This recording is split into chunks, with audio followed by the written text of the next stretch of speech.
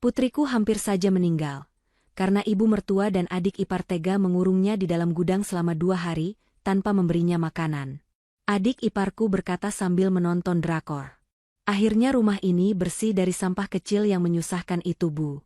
Nggak ada gunanya ngurusin anak yang bisanya cuma jadi beban hidup kayak dia, bikin pusing aja. Lalu kudengar mereka tertawa menikmati semua fasilitas di rumahku. Saat itu aku hanya diam. Tapi 1 jam kemudian, hidup mereka akan hancur. Karena, sebelum ceritanya dimulai, silahkan tulis di kolom komentar dari daerah mana saja teman-teman yang menonton cerita ini. Jangan lupa like dan subscribe agar channel ini bisa semakin berkembang dan bisa mempersembahkan cerita yang lebih menarik lagi. Suara monitor detak jantung di ruangan Icu menjadi satu-satunya teman indah malam itu. Sudah 3 hari ia tidak tidur dengan nyenyak. Matanya terasa berat, dan kepalanya berdenyut nyeri karena kelelahan yang menumpuk. Di atas ranjang rumah sakit, ibunya terbaring lemah dengan berbagai selang menempel di tubuh. Indah membetulkan letak selimut ibunya dengan lembut, lalu duduk kembali di kursi penunggu yang keras. Hatinya tidak tenang. Bukan hanya karena kondisi ibunya yang belum stabil, tetapi ada sesuatu yang lain yang mengganjal di dadanya. Sebuah perasaan tidak enak yang sulit dijelaskan, seolah ada benang tipis yang menghubungkan batinnya dengan rumah yang ia tinggalkan, dan benang itu kini menegang, bergetar memberikan sinyal bahaya. Indah melirik jam di dinding. Pukul 9 malam. Seharusnya Lila, putri kecilnya yang baru berusia 6 tahun, sudah tidur. Indah merogoh saku gamisnya dan mengambil ponsel. Ia sudah mencoba menelepon rumah sejak sore tadi, tetapi tidak ada yang mengangkat. Telepon rumah tidak diangkat, panggilan ke ponsel Bu Darmi tidak tersambung, dan pesan WhatsApp yang ia kirimkan ke Tias, adik iparnya, hanya bertanda centang 1. Padahal biasanya, Tias adalah orang yang paling cepat membalas pesan, terutama jika pesan itu berkaitan dengan uang belanja atau permintaan barang-barang mewah. Ketidakadaan respon ini sangat aneh. Rasa cemas itu semakin membesar ketika Indah mencoba mengakses kamera pengawas, atau CCTV yang terpasang di kamar Lila, melalui aplikasi di ponselnya. Layar ponselnya hanya menampilkan warna hitam dengan tulisan, "No signal." Koneksi terputus. Jantung Indah mulai berdegup lebih kencang. Ia mencoba menenangkan diri dengan berpikir positif. Mungkin internet di rumah sedang gangguan. Mungkin listrik sedang padam. Namun, firasat seorang ibu jarang sekali salah. Bayangan wajah Lila yang polos dan senyumnya yang manis terus berputar di kepalanya. Sebelum Indah pergi ke rumah sakit 3 hari yang lalu, Lila sempat merengek minta ikut, tetapi Indah tidak tega membawa anak kecil ke lingkungan rumah sakit yang penuh virus. Dengan berat hati, ia menitipkan Lila pada Bu Darmi dan Tias, 2 orang yang selama ini menumpang hidup di rumah mewahnya. Indah ingat betul janji manis Bu Darmi saat itu. Mertuanya itu berkata akan menjaga Lila dengan baik, akan memberinya makan tepat waktu, dan menemaninya bermain. Indah, yang selama ini selalu berusaha menjadi menantu yang baik meski sering diperlakukan seperti mesin ATM berjalan, mempercayai mereka. Ia memberikan kartu debit tambahan untuk keperluan makan dan jajan Lila selama ia pergi. Seharusnya semua aman. Semua fasilitas di rumah itu lengkap.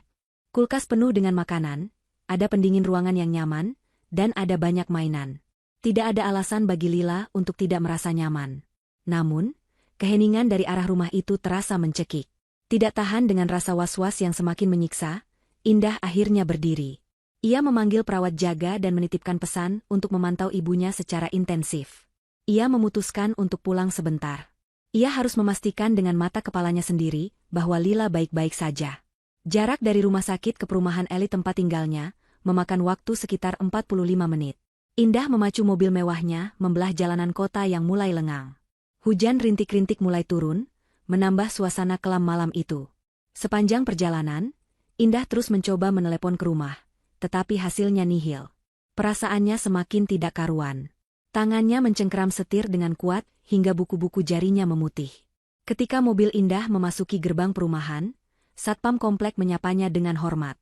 Indah hanya mengangguk sekilas tanpa menurunkan kaca jendela. Ia segera melaju menuju blok rumahnya. Dari kejauhan, rumah 2 lantai bernuansa minimalis modern itu tampak gelap di bagian depan. Lampu teras mati, sesuatu yang tidak pernah Indah biarkan terjadi. Ia selalu menyukai rumah yang terang. Saat mobilnya memasuki halaman, Indah melihat lampu di ruang tengah menyala terang benderang. Berarti listrik tidak padam. Lalu kenapa CCTV mati? Kenapa telepon tidak diangkat? Indah memarkir mobilnya dengan tergesa.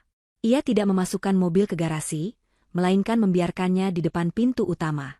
Ia turun dari mobil, merapatkan jaketnya, dan melangkah cepat menuju pintu. Saat ia hendak menempelkan sidik jarinya pada kunci pintu digital, ia menyadari sesuatu. Pintu itu tidak terkunci sempurna. Indah mendorong pintu itu dan melangkah masuk. Hawa dingin dari pendingin ruangan yang disetel pada suhu terendah langsung menyergap kulit wajahnya. Pemandangan pertama yang menyambutnya adalah kekacauan. Ruang tamu yang biasanya rapi kini berantakan. Bungkus makanan cepat saji berserakan di atas meja kaca mahal miliknya. Botol-botol minuman manis yang sudah kosong tergeletak begitu saja di lantai karpet bulu impor yang ia beli dengan harga mahal. Ada bekas tumpahan saus di sofa kulit berwarna krem kesayangannya. Indah menahan napas. Ia tidak peduli dengan kekacauan itu. Matanya menyapu sekeliling mencari sosok mungil yang ia rindukan. Tidak ada Lila di sana. Rumah itu terasa sunyi dari suara anak-anak. Namun terdengar suara televisi yang menyala dengan volume cukup keras dari arah ruang keluarga. Indah melangkah pelan, berusaha tidak menimbulkan suara langkah kaki. Hatinya berdebar kencang. Ia mengintip sedikit ke ruang keluarga. Di sana, ia melihat punggung Budarmi dan Tias yang sedang duduk santai di sofa panjang. Mereka tampak tertawa-tawa sambil menonton serial drama di layar televisi raksasa. Di meja depan mereka penuh dengan toples kue dan gelas-gelas minuman kopi mahal. Mereka tampak sangat menikmati hidup. Tetapi di mana Lila? Indah tidak langsung menegur mereka. Instingnya menyuruhnya untuk mencari Lila terlebih dahulu.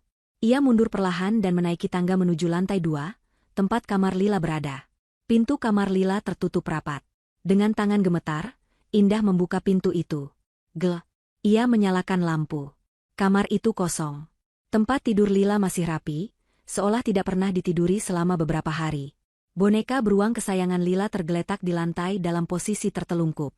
Indah merasakan darahnya berdesir dingin. Lila tidak ada di kamarnya. Kepanikan mulai merayapi kewarasan Indah. Ia berlari mengecek kamar mandi, kamar tamu, bahkan balkon. Nihil. Lila tidak ada di lantai 2. Indah kembali turun ke lantai 1. Ia berjalan menuju dapur. Kosong. Ia menuju ruang makan. Kosong. Kemana mereka menyembunyikan putrinya? Apakah Lila dititipkan ke tetangga? Tidak mungkin, Budarmi terlalu gengsi untuk meminta tolong tetangga. Apakah Lila dibawa pergi oleh suaminya? Tidak mungkin, suaminya sedang dinas di luar pulau dan baru akan kembali minggu depan. Indah berdiri di tengah dapur yang berantakan dengan piring kotor menumpuk di wastafel. Ia menarik napas panjang, berusaha menajamkan pendengarannya di tengah suara televisi yang bising dari ruang sebelah. Saat itulah, di sela-sela jeda dialog drama televisi, Indah mendengar suara yang sangat samar. Suara itu berasal dari arah pintu belakang, tempat menuju area servis dan gudang penyimpanan barang bekas. Suara itu terdengar seperti ketukan lemah. Sangat pelan. Hampir tidak terdengar. Indah melangkah menuju pintu belakang. Jantungnya serasa mau copot. Ia membuka pintu yang menghubungkan dapur dengan area belakang rumah yang semi terbuka. Di sana, di sudut paling gelap, terdapat sebuah gudang kecil berukuran 2 kali 2 meter. Gudang itu biasanya hanya dipakai untuk menyimpan kardus bekas atau peralatan berkebun yang jarang dipakai. Gudang itu tidak memiliki ventilasi yang baik dan udaranya selalu pengap. Mata Indah membelalak ketika melihat pintu gudang itu. Ada sebuah gembok besar yang mengunci pintunya dari luar. Gembok itu terlihat baru, berbeda dengan gembok lama yang sudah berkarat. Kenapa gudang itu digembok? Dan kenapa ia mendengar suara dari dalamnya? Indah mendekatkan telinganya ke pintu kayu gudang itu. Ia menahan napas. Ibu haus. Suara itu lirih, serak, dan sangat lemah. Itu suara Lila. Dunia Indah seketika runtuh. Kakinya lemas, tetapi kemarahan yang tiba-tiba meledak di dalam dadanya, memberinya kekuatan yang luar biasa. Anak semata wayangnya, putri kecilnya yang rapuh, dikurung di dalam gudang sempit yang panas dan gelap. Indah mencoba membuka gembok itu dengan tangannya, menariknya sekuat tenaga, tetapi besi itu terlalu kuat. Ia butuh kunci, atau sesuatu yang keras untuk menghancurkannya.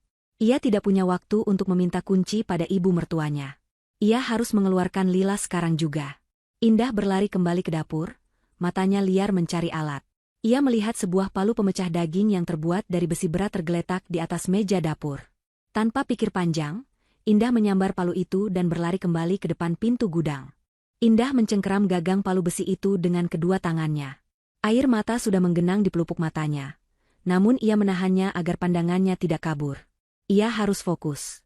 Di balik pintu kayu lapuk ini, nyawa anaknya sedang dipertaruhkan. Dengan sekuat tenaga, disalurkan oleh rasa cinta dan amarah yang bercampur menjadi satu, Indah mengayunkan palu itu menghantam gembok besi yang menjerat pintu. Dentuman keras logam beradu memecah kesunyian area belakang, namun suara televisi yang terlalu keras di ruang tengah sepertinya meredam bunyi itu bagi penghuni lain di rumah. Sekali hantam, gembok itu penyok namun belum terbuka. Indah tidak menyerah. Ia mengayunkan lagi. Hantaman kedua. Hantaman ketiga. Kayu di sekitar engsel pintu mulai retak. Indah berteriak tertahan, menyalurkan seluruh tenaganya pada pukulan keempat yang menghantam tepat pada pengait gembok. Brak! Pengait itu patah. Rantai besi yang melilit pegangan pintu jatuh bergemerincing ke lantai semen. Dengan tangan gemetar hebat, Indah menendang pintu gudang hingga terbuka lebar. Bau menyengat langsung menyeruak keluar, memukul indera penciuman Indah. Itu adalah bau campuran dari udara pengap yang terperangkap, hawa panas, keringat, dan bau pesing yang menyedihkan. Indah menutup hidungnya sesaat, nyaris muntah, namun ia segera membuang rasa jijik itu dan menyalakan senter dari ponselnya untuk menerangi kegelapan di dalam gudang. Cahaya senter menyapu ruangan sempit yang penuh debu itu. Di sudut ruangan, di antara tumpukan kardus bekas dan sapu ijuk, Indah melihat tubuh kecil yang meringkuk seperti janin. Lila.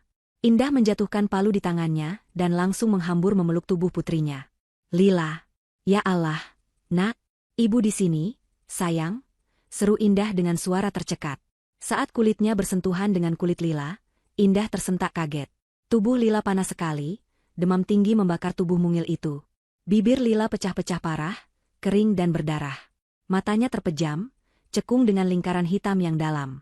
Baju tidur bergambar kartun yang dipakai Lila sudah kotor dan basah oleh keringat serta kotorannya sendiri. Anak itu bahkan tidak punya tenaga untuk membuka mata saat ibunya memeluknya. Ibu. Bisik Lila, suaranya hampir tidak keluar, hanya berupa desisan udara kering dari tenggorokannya. Air. Lila mau air. Hati Indah hancur berkeping-keping. Rasanya seperti ada tangan tak kasat mata yang merobek dadanya, dan meremas jantungnya kuat-kuat. Ia segera merogoh tasnya, mengambil botol air mineral yang selalu ia bawa, membukanya dengan cepat, dan meneteskan air itu sedikit demi sedikit ke mulut Lila. Lila mencoba menelan, namun ia tersedak karena terlalu lemah. Indah menangis dalam diam, air matanya jatuh membasahi wajah anaknya yang kotor.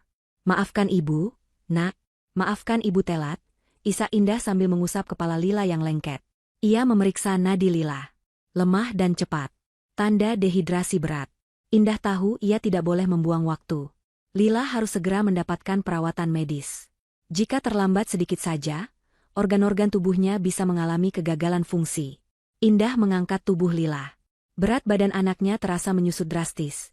Terasa begitu ringan di gendongannya. Indah yang biasanya selalu menjaga penampilan dan kebersihan, kini tidak peduli gamis mahalnya terkena kotoran yang menempel di tubuh Lila. Ia mendekap anaknya erat-erat, memberikan kehangatan dan rasa aman. Dengan langkah tertatih karena beban emosi yang berat, Indah membawa Lila keluar dari gudang neraka itu, menuju pintu samping yang terhubung langsung ke garasi mobil. Ia tidak ingin melewati ruang tengah. Ia tidak ingin bertemu dengan makhluk-makhluk keji itu dulu sebelum Lila aman. Sesampainya di mobil, Indah membaringkan Lila di kursi tengah yang empuk. Ia menyalakan mesin mobil dan menyalakan pendingin udara, agar suhu tubuh Lila bisa sedikit lebih nyaman. Namun, Indah tidak langsung tancap gas. Ia mengambil ponselnya dan menelepon dokter pribadi keluarga, seorang dokter senior yang sudah ia anggap seperti ayah sendiri. Dokter, tolong saya. Lila kritis. Dehidrasi berat, demam tinggi, kemungkinan infeksi. Saya butuh ambulans lengkap dengan peralatan infus datang ke rumah saya sekarang juga, lewat pintu samping. Jangan bunyikan sirine saat masuk komplek. Tolong, dok, ini darurat, ucap Indah dengan suara bergetar namun tegas. Dokter di seberang sana langsung menyanggupi dan berkata tim medis akan tiba dalam 10 menit. Setelah memastikan bantuan medis sedang dalam perjalanan, Indah kembali masuk ke dalam rumah. Ia harus mengambil kartu identitas Lila dan beberapa keperluan medis di kamar.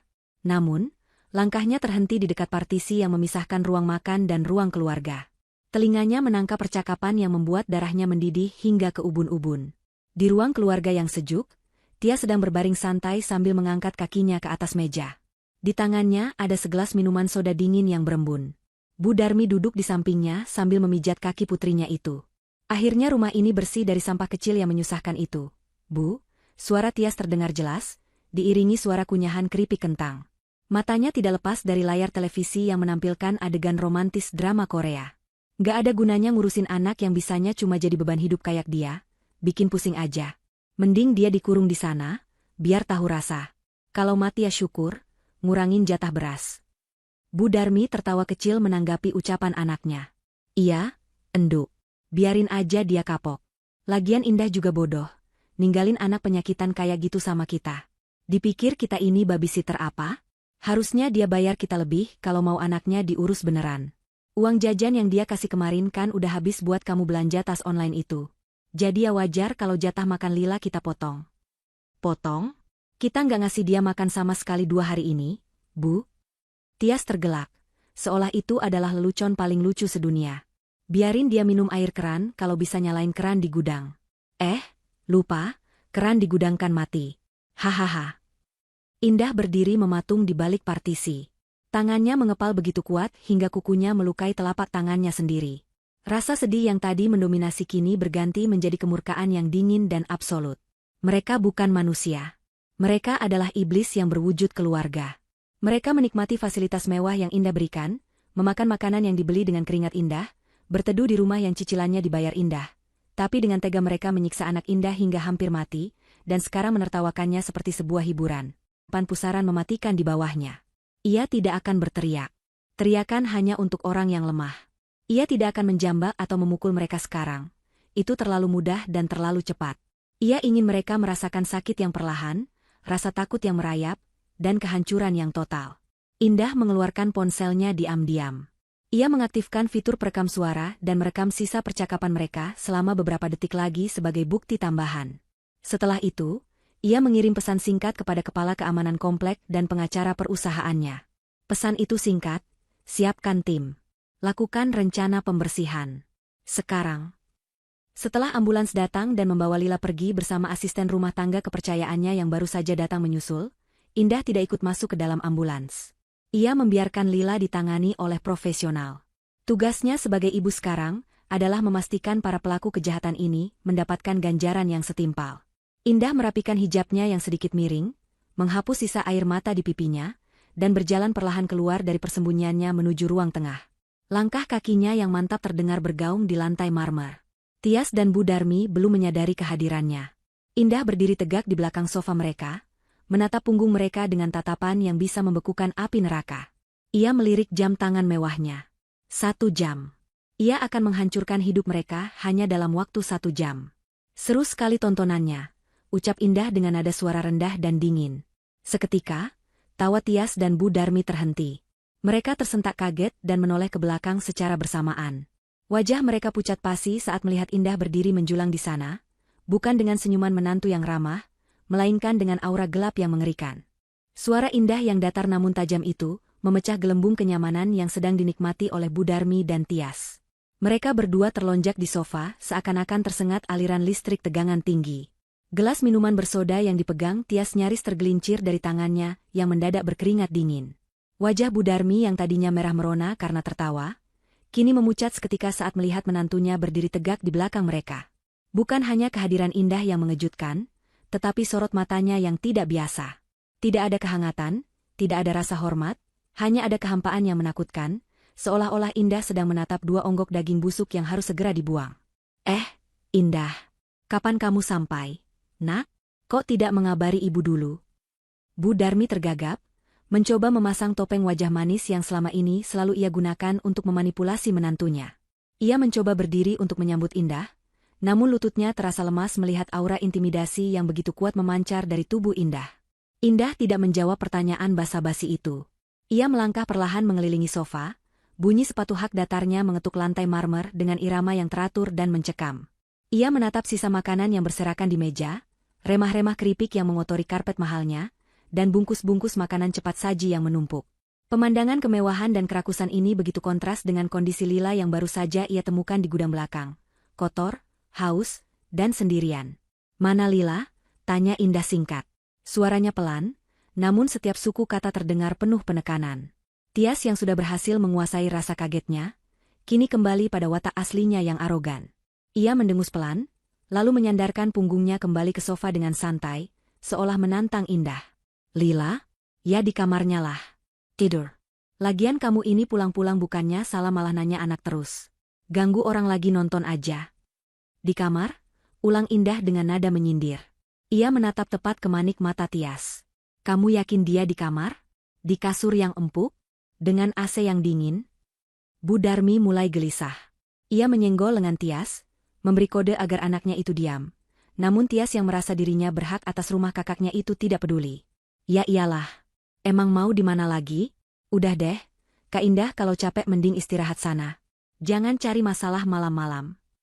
Indah tersenyum miring, sebuah senyuman yang tidak mencapai matanya.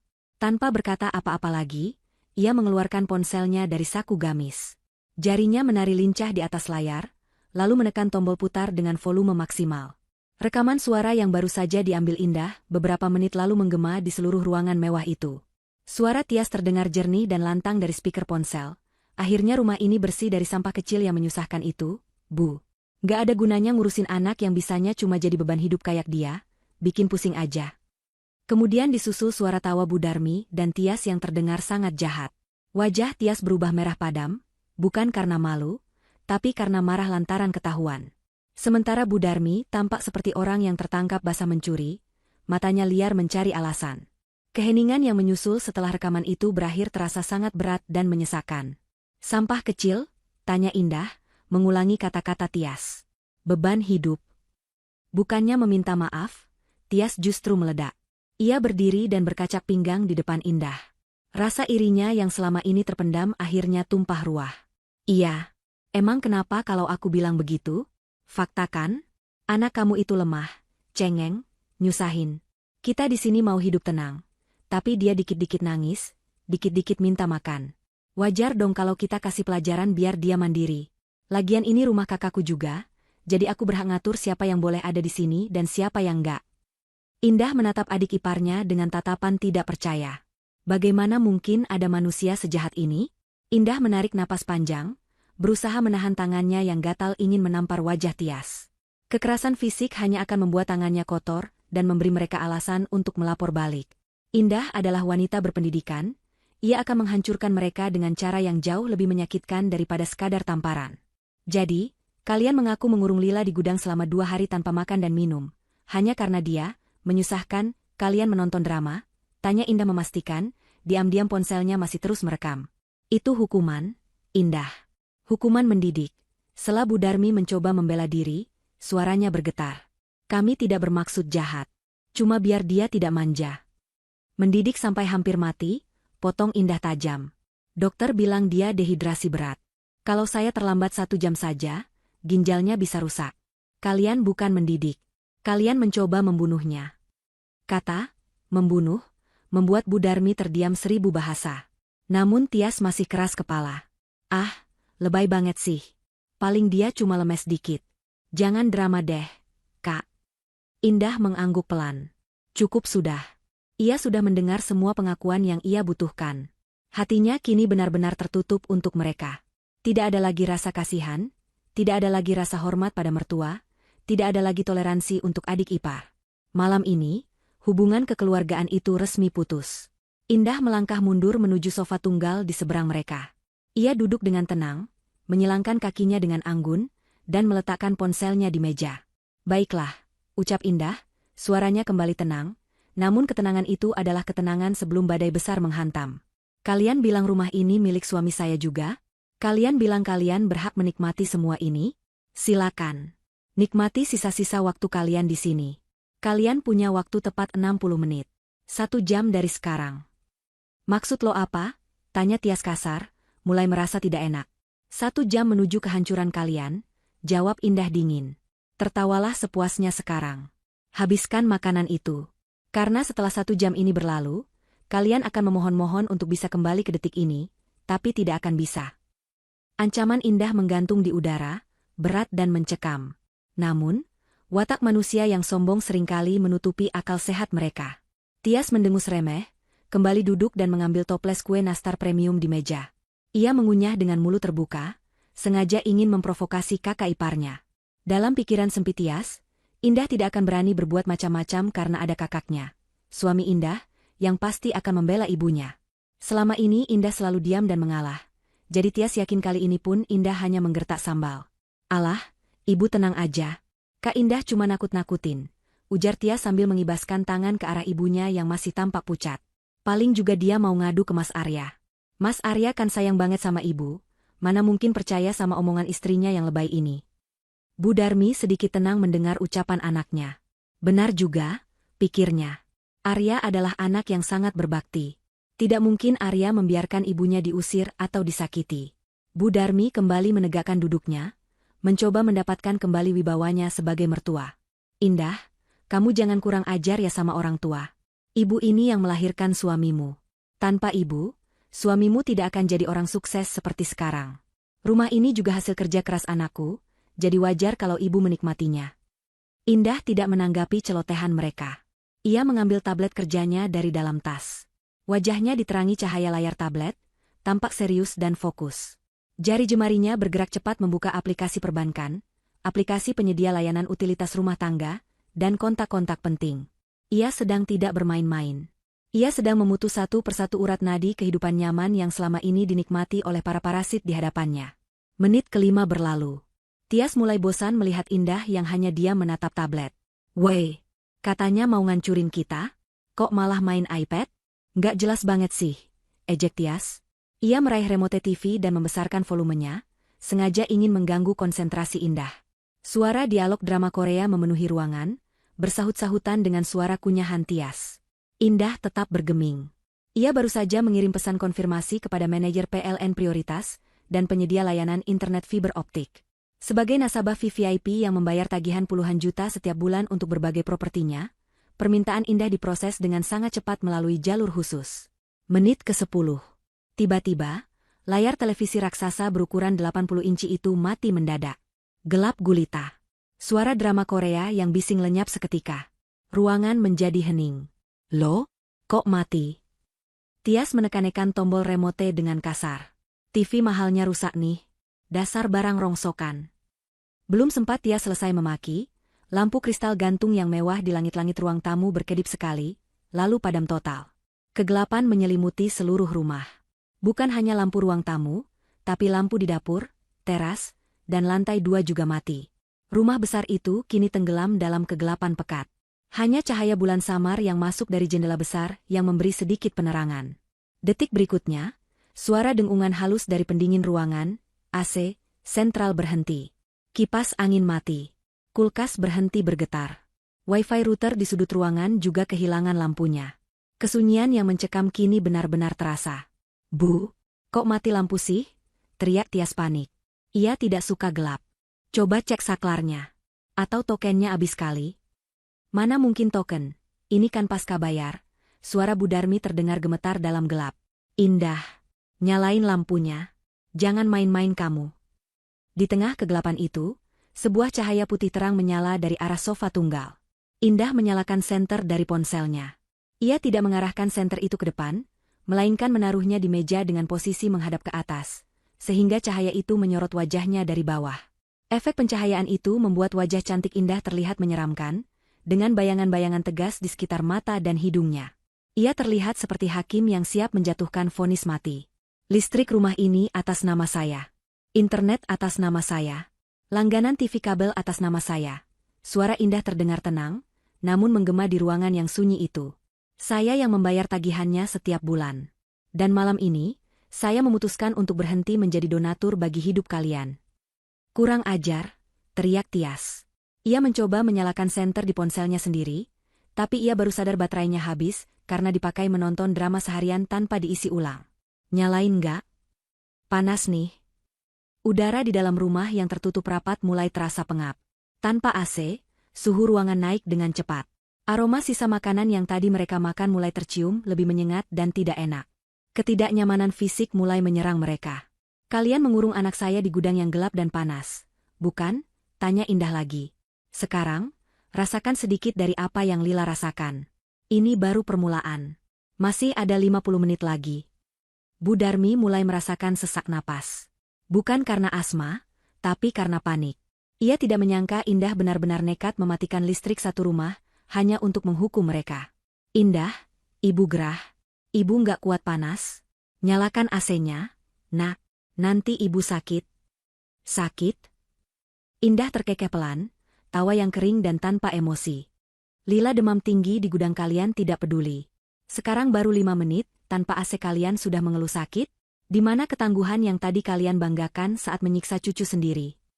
Indah kembali menatap tabletnya yang masih menyala terang. Ia melihat notifikasi dari bank. Langkah selanjutnya adalah langkah finansial.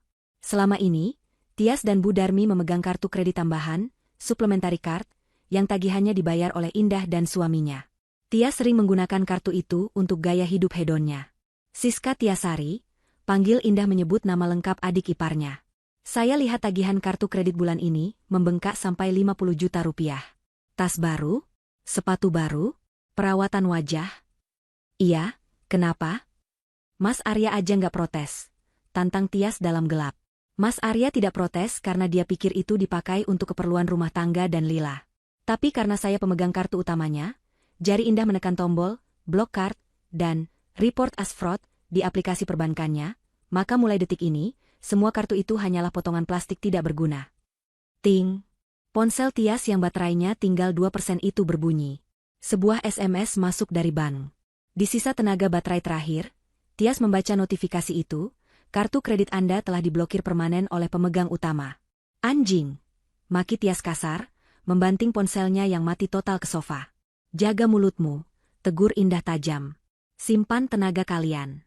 Karena sebentar lagi, kalian akan membutuhkan banyak tenaga untuk menghadapi tamu-tamu yang akan datang. Tamu? Siapa yang mau datang malam-malam begini saat mati lampu? Tanya Bu Darmi ketakutan. Firasat buruk mulai merayapi punggungnya. Ia merasa rumah ini bukan lagi istananya, melainkan penjara yang sedang menyempit menghimpit mereka. Indah tidak menjawab. Ia hanya mematikan senter ponselnya, membuat ruangan kembali gelap gulita total.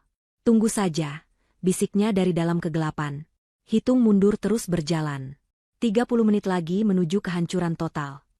Suasana di dalam rumah mewah itu kini berubah drastis, menjadi seperti sebuah oven raksasa yang memanggang penghuninya perlahan-lahan. Tanpa aliran listrik yang menghidupkan pendingin udara sentral, sirkulasi udara di rumah yang dirancang tertutup rapat dengan kaca-kaca tebal itu menjadi macet total. Hawa panas mulai merayap naik, terjebak di antara dinding-dinding beton yang kokoh, menciptakan kelembapan yang menyiksa kulit.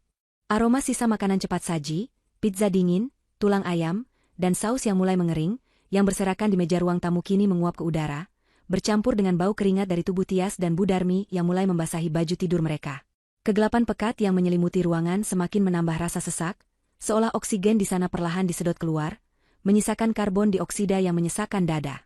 Tias mengipasi wajahnya dengan tangan secara panik, namun gerakan itu tidak banyak membantu mengusir hawa panas yang lengket. Rasa lapar mulai melilit perutnya. Kebiasaan hidupnya yang selalu dimanjakan dengan makanan enak setiap kali ia menginginkannya membuat toleransi tubuhnya terhadap rasa lapar menjadi sangat rendah. Ia meraba-raba meja dalam kegelapan, mencari sisa potongan pizza yang tadi ia abaikan, namun tangannya hanya menyentuh kotak kardus kosong yang berminyak. Rasa frustrasi mulai membakar ubun-ubunnya, bercampur dengan kepanikan karena ponselnya mati total. Ia menoleh ke arah cahaya remang-remang dari tablet Indah yang masih menyala di seberang ruangan, satu-satunya sumber cahaya yang stabil namun terasa mengintimidasi. Dengan napas memburu karena emosi, Tias menendang meja kopi di depannya, hingga menimbulkan suara berdebum yang keras. Ia tidak peduli jika meja kaca mahal itu retak atau kakinya sakit. Yang ia pedulikan hanyalah rasa laparnya yang harus segera dipuaskan. Ia teringat bahwa ia masih memiliki satu ponsel cadangan yang biasanya ia gunakan khusus untuk akun media sosial keduanya. Ponsel itu terselip di saku celana, dan untungnya baterainya masih tersisa setengah. Dengan tergesa-gesa, ia menyalakan ponsel itu, cahaya layarnya yang menyilaukan mata membuatnya menyipit sejenak. Jari jemarinya yang gemuk dan basah oleh keringat menari lincah di atas layar, membuka aplikasi pemesan makanan daring. Ia bertekad memesan makanan paling mahal, steak wagyu atau sushi premium, hanya untuk memuaskan egonya dan membuktikan bahwa ia tidak bisa dikendalikan oleh kakak iparnya. Tias memilih menu dengan rakus, memasukkan berbagai makanan dan minuman ke dalam keranjang belanja virtual tanpa melihat harga. Total tagihannya mencapai hampir 2 juta rupiah. Ia menekan tombol pesan dengan senyum sinis yang mengembang di bibirnya, membayangkan wajah Indah yang akan semakin masam saat kurir makanan datang nanti. Ia memilih metode pembayaran menggunakan kartu kredit tambahan yang terhubung dengan akun aplikasi tersebut, kartu yang selama ini tagihannya selalu dibayar lunas oleh Indah tanpa banyak tanya. Namun, Senyum Tias ketika lenyap ketika layar ponselnya menampilkan lingkaran berputar yang tak kunjung berhenti, diikuti oleh sebuah pesan peringatan berwarna merah menyala, transaksi gagal. Metode pembayaran ditolak oleh bank penerbit. Silakan gunakan metode lain. Jantung Tias berdegup kencang. Ia mencoba lagi. Mungkin hanya gangguan sinyal, pikirnya menyangkal kenyataan. Ia menekan tombol coba lagi berkali-kali dengan jari yang semakin gemetar. Hasilnya tetap sama. Gagal. Gagal. Gagal. Keringat dingin mulai mengalir di pelipisnya, bercampur dengan keringat panas akibat suhu ruangan. Ia tidak menyerah. Ia beralih ke fitur Pay Later, yang limitnya cukup besar, fitur yang selama ini ia banggakan karena memberinya kebebasan berbelanja barang-barang tersier. Ia yakin fitur ini tidak ada hubungannya dengan kartu kredit Indah secara langsung. Namun, saat ia mencoba memproses pembayaran, notifikasi serupa muncul kembali. Akun Pay Later Anda dibekukan sementara karena adanya laporan aktivitas mencurigakan dan penarikan garansi pembayaran dari penjamin. Tias ternganga menatap layar ponselnya. Mulutnya terasa kering. Ia beralih ke aplikasi dompet digital. Saldonya 0 rupiah. Ia mencoba membuka aplikasi perbankan seluler di ponsel cadangan itu, mencoba memindahkan dana dari rekening tabungan yang selama ini diisi oleh uang bulanan dari kakaknya. Akses ditolak. Akun terkunci. Tias merasa seolah lantai marmer di bawah kakinya runtuh seketika. Ia benar-benar lumpuh. Tanpa uang digital, di zaman sekarang, ia hanyalah seseorang yang tidak berdaya. Ia menatap Indah dengan tatapan nyalang penuh kebencian, namun di balik kebencian itu, terselip ketakutan yang amat sangat. Indah benar-benar melakukannya. Indah benar-benar memutus semua akses kehidupannya. Indah, yang sedari tadi hanya diam memperhatikan gerak-gerik panik adik iparnya dari balik cahaya tablet, akhirnya buka suara. Suaranya tenang, datar, namun setiap kalimatnya menghujam tajam seperti belati. Sudah selesai mencoba memesan makanannya, Tias? Sepertinya kamu harus menahan lapar sedikit lebih lama malam ini. Atau mungkin, kamu bisa belajar berpuasa seperti Lila yang kalian biarkan kelaparan selama 2 hari. Bu Darmi yang duduk di samping Tias mulai menangis sesenggukan. Ia merasa terhina dan terpojok. Sebagai orang tua, ia tidak terima diperlakukan seperti ini oleh menantu yang dulu ia anggap sebagai sapi perah yang penurut. Ia meraba-raba saku daster batiknya, mencari ponsel jadul miliknya. Ia harus mengadu pada Arya. Anaknya itu pasti akan membela ibunya. Arya adalah anak laki-laki kebanggaannya, yang selalu menuruti apa kata ibunya. Dengan tangan gemetar, Bu Darmi menekan tombol panggilan cepat ke nomor Arya. Terdengar nada sambung. 1 kali, 2 kali, 3 kali. Hati Bu Darmi membuncah penuh harap. Namun harapan itu hancur berkeping-keping ketika panggilan itu ditolak. Diakhiri begitu saja. Bu Darmi mencoba menelepon lagi, tapi kali ini operator yang menjawab, nomor yang Anda tuju sedang tidak aktif atau berada di luar jangkauan. Bu Darmi menurunkan ponselnya lemas. Ia menatap Indah dengan pandangan memohon, berharap ada sedikit belas kasihan tersisa di hati menantunya itu. Indah, suami kamu, kenapa dia tidak angkat telepon ibu? Kamu apakan dia? Kamu hasut dia ya? Tuduh Bu Darmi dengan suara parau. Indah meletakkan tabletnya di pangkuan. Cahaya layar itu kini menyorot wajah Indah dari bawah, memperlihatkan ekspresi wajah yang keras dan tanpa ampun. Mas Arya sudah melihat semuanya. Bu, saya mengirimkan video kondisi Lila saat saya menemukannya di gudang. Saya mengirimkan rekaman suara kalian yang sedang tertawa bahagia di atas penderitaan cucunya sendiri. Mas Arya menangis saat melihat video itu.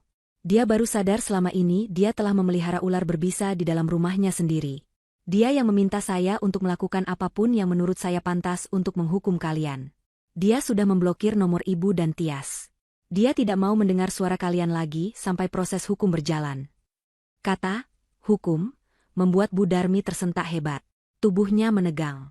Ia tahu arti kata itu. Penjara. Bayangan jeruji besi yang dingin dan kehidupan narapidana yang keras melintas di benaknya, membuatnya semakin ketakutan. Sementara itu, ponsel cadangan di tangan Tias tiba-tiba berdering keras, memecah kesunyian malam yang mencekam. Sebuah nomor tidak dikenal muncul di layar. Tias ragu untuk mengangkatnya, tapi dering itu terus berbunyi tanpa henti, sangat mengganggu. Dengan ragu, Tias menggeser tombol hijau. Halo, sapa Tias ragu. Suara bentakan kasar dari seberang telepon terdengar begitu keras, hingga bocor keluar dari speaker ponsel. Bisa didengar oleh Indah dan Bu Darmi. Wewe, Siska Tiasari. Bayar utang lu. Ini sudah jatuh tempo hari ini. Lu pikir lu bisa lari hah? Data lu lengkap di kita. Lu bayar sekarang atau besok pagi tim lapangan gue dateng acak-acak rumah lu? Itu adalah penagih utang dari aplikasi pinjaman online ilegal yang sering digunakan Tias untuk menutupi gaya hidup mewahnya yang melebihi uang jajan dari Indah. Selama ini, Tias selalu merasa aman meminjam uang karena ia tahu jika ia gagal bayar, ia tinggal merengek pada Indah dan Indah akan melunasinya demi menjaga nama baik keluarga. Tapi sekarang, Indah sudah menutup keran uang itu. Tias baru menyadari bahwa tagihan yang jatuh tempo hari ini jumlahnya puluhan juta rupiah, akumulasi dari bunga berbunga yang mencekik. Tea, tapi saya belum ada uang. Tias tergagap, wajahnya pucat pasi, air mata mulai mengalir deras membasahi pipinya yang kotor. Bodoh amat, lu jual ginjal kek, jual harga diri kek. Gue nggak mau tahu. Besok pagi dana nggak masuk, lu habis. Telepon diputus sepihak. Tias melempar ponselnya ke sofa dan menangis meraung-raung. Rasa malu, takut, dan lapar bercampur menjadi satu adonan keputusasaan. Ia menatap Indah. Kali ini tidak ada lagi kesombongan di matanya, hanya ketakutan murni. Kak Indah, tolongin Tias, mereka mau dateng besok. Tias takut. Kak, Tias janji nggak bakal nakal lagi. Bayarin dulu utang Tias. Kak. Indah menatap adik iparnya yang sedang mengemis itu dengan tatapan jijik. Pemandangan Tias yang menangis meraung-raung sama sekali tidak menggugah hatinya.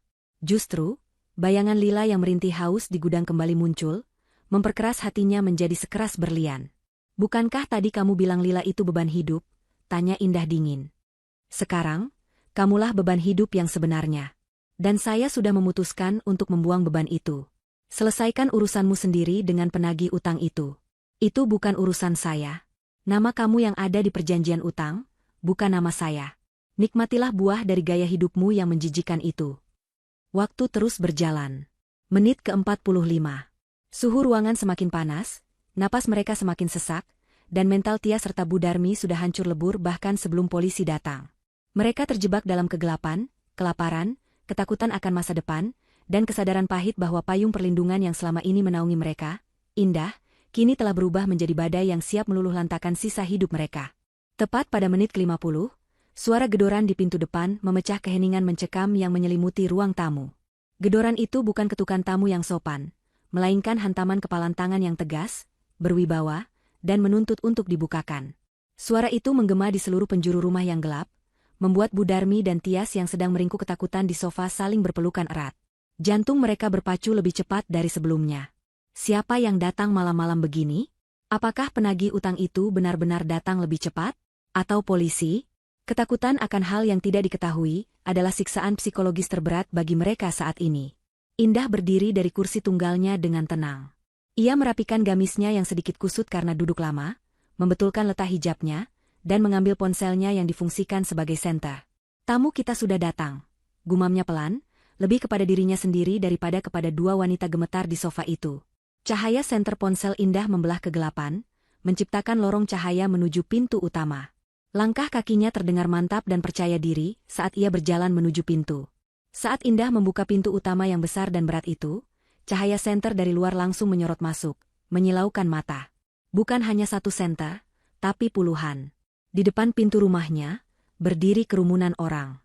Di barisan paling depan, berdiri Pak Tio, kepala keamanan komplek yang berbadan tegap dengan seragam safari lengkap, wajahnya tampak geram dan serius. Di belakangnya, berdiri beberapa tetangga komplek elit itu, ibu-ibu sosialita yang biasanya menyapa ramah, bapak-bapak pejabat, dan pengurus RT. Wajah mereka semua tampak tegang, marah, dan penuh rasa ingin tahu. Indah memang sengaja mengirim pesan darurat di grup WhatsApp warga, memberitahu bahwa ada kejadian penganiayaan anak di rumahnya dan meminta bantuan saksi. Selamat malam, Bu Indah. Kami datang begitu membaca pesan Ibu. Apa benar Dek Lila? Pak Tio tidak sanggup melanjutkan kalimatnya. Suaranya tercekat karena emosi. Semua warga di sana tahu betapa manis dan sopannya Lila. Membayangkan anak sekecil itu disiksa membuat darah mereka mendidih. Silakan masuk, Pak, Bu. Lihat sendiri apa yang terjadi di rumah saya, kata Indah sambil membuka pintu lebar-lebar, mempersilakan pengadilan sosial itu masuk ke dalam rumahnya. Indah tidak menyalakan lampu, membiarkan para tetangga menggunakan senter mereka masing-masing, menambah kesan dramatis dan mencekam pada malam itu. Rombongan tetangga itu masuk dengan sepatu mereka yang kotor, menginjak karpet mahal tanpa rasa bersalah. Cahaya senter mereka menyapu ruangan yang berantakan, menyorot wajah Bu Darmi dan Tias yang silau dan ketakutan menutupi wajah mereka dengan tangan. Ya ampun, bau apa ini? Celetuk salah satu ibu tetangga, menutup hidungnya dengan sapu tangan sutra. Bau keringat, sampah makanan, dan aura kepengapan rumah yang mati listrik membuat mereka jijik. Indah memimpin mereka bukan ke ruang tamu, melainkan langsung menuju dapur dan pintu belakang. Lewat sini, bapak-bapak, ibu-ibu. Saya ingin kalian menjadi saksi mata sebelum polisi tiba. Saya ingin kalian melihat di mana putri saya menghabiskan 2 hari terakhirnya. Rombongan itu mengikuti Indah dalam diam, suasana tegang terasa begitu kental. Saat mereka sampai di depan pintu gudang yang sudah jebol, Indah menyinari bagian dalam gudang dengan senternya. Pemandangan di dalam sana membuat semua orang yang hadir menahan napas. Bau pesing yang menyengat langsung menusuk hidung mereka. Di lantai semen yang kotor, terlihat bekas ompol yang mengering, tumpukan kain bekas yang dijadikan alas tidur, dan noda-noda kotoran. Ada sebuah piring plastik kosong yang dikerubungi semut, dan botol air mineral yang sudah gepeng tak berisi. Rantai besi yang patah masih tergeletak di lantai sebagai bukti bisu kekejaman yang terjadi. Astagfirullah. Gumam Pak RT sambil menggelengkan kepalanya tak percaya. Beberapa ibu tetangga menutup mulut mereka, menahan tangis dan mual. Ini tempat binatang pun tidak layak. Apalagi anak manusia, ujar salah seorang bapak dengan nada bergetar menahan amarah. Indah berbalik menghadap para tetangga, wajahnya diterangi cahaya senter dari berbagai arah, membuatnya tampak seperti sosok pahlawan yang terluka namun tegar. Disinilah mertua dan adik ipar saya mengurung Lila. 2 hari. Tanpa makanan. Tanpa selimut. Tanpa cahaya. Saat saya dobrak tadi, Lila sudah pingsan karena dehidrasi. Sementara mereka... Indah menunjuk ke arah ruang tengah dengan jarinya yang telunjuk lurus. Mereka sedang tertawa menonton drama Korea sambil makan pizza di ruangan ber-AC. Kemarahan warga meledak seketika. Gumaman simpati berubah menjadi cacian kasar yang ditujukan kepada Bu Darmi dan Tias. Rombongan itu berbondong-bondong kembali ke ruang tengah, mengepung kedua pelaku yang kini terpojok di sofa. Cahaya senter yang menyilaukan kini terfokus pada wajah Bu Darmi dan Tias, membuat mereka seperti pesakitan yang sedang diinterogasi. Dasar nenek lampir. Tega-teganya sama cucu sendiri. Teriak Bu RT yang terkenal galak. Kalian itu numpang hidup di sini, bukannya bersyukur malah nyiksa anak pemilik rumah. Nggak tahu diri. Tias mencoba melawan, sifat arogannya muncul kembali karena merasa disudutkan. Ia berdiri dan berteriak menantang kerumunan warga. Kalian nggak usah ikut campur. Ini urusan keluarga kami. Siapa kalian berani masuk-masuk rumah orang? Keluar semua. Ini rumah abang gue berhak ngusir kalian. Mendengar teriakan Tias, Indah melangkah maju membelah kerumunan. Di tangannya, ia memegang sebuah map hijau tebal yang ia ambil dari brankas saat mengambil tablet tadi. Ia melemparkan map itu ke atas meja di hadapan Tias dengan bunyi, plak, yang keras. Buka, perintah Indah dingin. Tias menatap map itu dengan ragu. Apa ini? Buka dan baca, bentak Indah. Suaranya menggelegar untuk pertama kalinya malam itu, membuat Tias menciut. Tias membuka map itu dengan tangan gemetar. Di dalamnya terdapat dokumen sertifikat tanah dan bangunan. Baca nama pemiliknya keras-keras. Perintah Indah lagi. Tias membaca tulisan di sertifikat itu dengan suara lirih, matanya membelalak tak percaya. Sertifikat hak milik, atas nama Indah Permatasari. Tanggal penerbitannya, tanya Indah. 2 tahun sebelum pernikahan dengan Arya, Cici Tias, suaranya hampir hilang. Benar. Kata Indah tegas, menatap tajam ke mata Bu Darmi dan Tias bergantian. Rumah ini, tanah ini, dan semua perabotan di dalamnya adalah milik saya pribadi yang saya beli dengan uang hasil kerja keras saya sendiri sebelum menikah dengan kakakmu. Suamimu, anakmu, tidak punya andil 1 rupiah pun atas rumah ini. Kalian di sini hanya menumpang atas belas kasihan saya. Para tetangga berbisik-bisik riuh, semakin memojokkan posisi Bu Darmi dan Tias. Fakta ini menghancurkan satu-satunya pertahanan mereka yang selama ini merasa berkuasa, karena menganggap itu rumah anak laki-laki mereka. Jadi, lanjut Indah, suaranya merendah namun penuh ancaman mematikan, kalian tidak punya hak untuk mengusir siapapun dari rumah saya. Justru sayalah yang berhak mengusir sampah dari rumah saya. Dan malam ini, saya sedang melakukan pembersihan besar-besaran. Bu Darmi jatuh berlutut di lantai. Kakinya tidak kuat lagi menopang tubuhnya. Fakta bahwa ia tidak memiliki kuasa apa-apa, fakta bahwa ia bisa diusir kapan saja, dan fakta bahwa tetangga-tetangga elit yang selama ini ia pameri kekayaan palsunya kini menatapnya dengan jijik, membuat mentalnya hancur. Indah, maafkan ibu. Indah? Ibu hilaf, jangan usir kami mau tinggal di mana? Ratap Bu Darmi sambil mencoba meraih ujung gamis Indah. Indah menarik mundur gamisnya, tidak membiarkan tangan kotor mertuanya menyentuhnya. Simpan air mata ibu. Itu tidak akan membatalkan laporan polisi yang sedang dalam perjalanan ke sini. Dan Pak Tio, Indah menoleh ke kepala keamanan, tolong pastikan dua orang ini tidak membawa satu barang pun dari rumah saya selain baju yang menempel di badan mereka saat polisi datang nanti. Semua barang di kamar mereka, perhiasan, tas, baju, itu semua saya yang beli. Itu aset saya. Jika mereka membawanya, itu pencurian. Siap, Bu Indah, jawab Pak Tio tegas, lalu memberi isyarat pada anggotanya untuk menjaga setiap pintu keluar agar kedua wanita itu tidak bisa kabur membawa barang curian. Tias terduduk lemas di samping ibunya. Wajahnya kosong. Dunianya yang penuh kemewahan semu, drama Korea, dan belanja online, runtuh dalam sekejap mata. Di luar, sayup-sayup terdengar suara sirine mobil polisi mendekat, melolong-lolong membelah malam, menandakan babak baru penderitaan mereka akan segera dimulai. Tamu terakhir yang paling mereka takutkan akhirnya tiba. Cahaya biru dan merah yang berputar-putar dari lampu rotator mobil polisi memantul di dinding ruang tamu, menciptakan bayangan yang bergerak liar dan dramatis di wajah-wajah tegang yang memenuhi ruangan itu. Suara sirine yang tadi melolong panjang kini telah mati, digantikan oleh suara derap langkah sepatu bot berat yang menghantam lantai teras. Pintu utama yang sudah terbuka lebar menjadi gerbang masuk bagi para penegak hukum. 3 orang petugas polisi berseragam lengkap, dipimpin oleh seorang perwira berperawakan tinggi tegap dengan wajah serius, melangkah masuk ke dalam rumah yang gelap gulita itu. Mereka membawa senter taktis yang cahayanya jauh lebih terang dan tajam dibandingkan senter ponsel para warga, menyapu setiap sudut ruangan dengan presisi militer. Indah menyambut mereka dengan sikap tenang yang luar biasa. Meskipun hatinya masih bergejolak karena amarah dan kekhawatiran akan kondisi putrinya di rumah sakit, ia tahu bahwa saat ini ia harus menjadi saksi pelapor yang kredibel. Ia tidak boleh terlihat histeris. Ia harus menjadi dingin, logis, dan mematikan. Selamat malam, Pak. Saya Indah, pemilik rumah ini dan ibu kandung dari korban, ucap Indah sambil menyalami perwira polisi itu. Tangannya dingin namun jabatannya kuat. Terima kasih sudah datang secepat ini. Selamat malam, Bu Indah. Kami menerima laporan adanya dugaan penyekapan dan penganiayaan anak di bawah umur dengan kondisi kritis. Bisa Ibu jelaskan situasinya dan tunjukkan di mana tempat kejadian perkaranya? Tanya perwira itu dengan nada profesional, sambil mengeluarkan buku catatan kecil. Indah mengangguk. Tanpa banyak bicara, ia kembali memimpin jalan menuju bagian belakang rumah.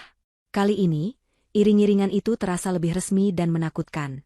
Bu Darmi dan Tias, yang dijaga ketat oleh Pak Tio dan 2 satpam lainnya, dipaksa ikut berjalan ke belakang untuk menyaksikan sendiri olah tempat kejadian perkara awal. Tias mencoba memberontak, mulutnya masih saja mengeluarkan sumpah serapah, namun cengkraman tangan satpam di lengannya terlalu kuat. Bu Darmi hanya bisa berjalan terseok-seok. Kakinya seolah tidak menapak bumi, wajahnya pucat seperti mayat hidup. Ketika polisi sampai di depan gudang, reaksi mereka sama seperti para tetangga, bahkan lebih intens. Senter taktis mereka menyorot detail-detail yang luput dari pandangan mata awam. Mereka melihat goresan-goresan kuku kecil di balik pintu kayu bagian dalam, tanda bahwa Lila berusaha mencakar pintu untuk keluar. Mereka melihat ember bekas ket yang berisi air keruh, entah air apa, yang mungkin sempat diminum Lila karena kehausan. Mereka melihat betapa kotor dan tidak manusiawinya tempat itu. Salah satu polisi muda tampak menutup mulutnya, menahan rasa mual dan marah yang bercampur aduk. Ini bukan tempat untuk manusia. Apalagi anak 6 tahun, gumam perwira polisi itu dengan rahang mengeras. Ia berbalik menatap tajam ke arah Bu Darmi dan Tias. Tatapan itu adalah tatapan seorang penegak hukum yang sudah sering melihat kejahatan, namun tetap merasa muak dengan kekejaman domestik semacam ini. Siapa yang bertanggung jawab mengunci pintu ini? Hening sejenak. Tidak ada yang menjawab. Saya tanya, siapa yang memegang kunci gembok ini dan mengurung anak itu di dalam? Bentak perwira itu. Suaranya menggelegar memantul di dinding-dinding sempit area servis. Bu Darmi gemetar hebat, telunjuknya yang keriput perlahan terangkat menunjuk ke arah Tias. Dia, itu ide anak saya, Pak. Tias yang beli gemboknya. Tias yang bilang biar Lila nggak ganggu. Mata Tias melotot tak percaya. Ibu kandungnya sendiri mengkhianatinya di detik-detik genting. Ibu kok gitu? Ibu juga setuju kan? Ibu yang bilang biar Lila kapok. Jangan salahin Tias sendiri dong. Tias berteriak histeris, suaranya pecah karena panik. Pertengkaran saling menyalahkan antara ibu dan anak itu, menjadi tontonan yang menyedihkan sekaligus menjijikkan bagi semua orang yang ada di sana. Indah memotong pertengkaran mereka dengan menyerahkan barang bukti utama. Pak Polisi, ini rekaman suara pengakuan mereka beberapa saat yang lalu sebelum Bapak datang. Di situ jelas terdengar mereka tertawa dan menikmati penderitaan anak saya. Mereka dengan sadar tidak memberi makan dan minum selama 2 hari. Ini bukan kelalaian, Pak. Ini kesengajaan. Perwira polisi itu menerima ponsel Indah dan mendengarkan rekaman itu sejenak. Wajahnya semakin gelap. Ia mengangguk pada anak buahnya. Borgol mereka. Kita bawa ke kantor sekarang. Perintah itu bagaikan petir di siang bolong bagi Budarmi dan Tias. Bunyi besi beradu saat borgol dikeluarkan dari sarungnya, membuat nyali mereka ciut sekecil-kecilnya. Tunggu. Nggak bisa gitu dong. Saya nggak mau dipenjara. Ini salah paham. Tias meronta-ronta saat polisi memegang tangannya. Ini rumah kakak saya. Kalian nggak punya hak nangkep saya di rumah saya sendiri.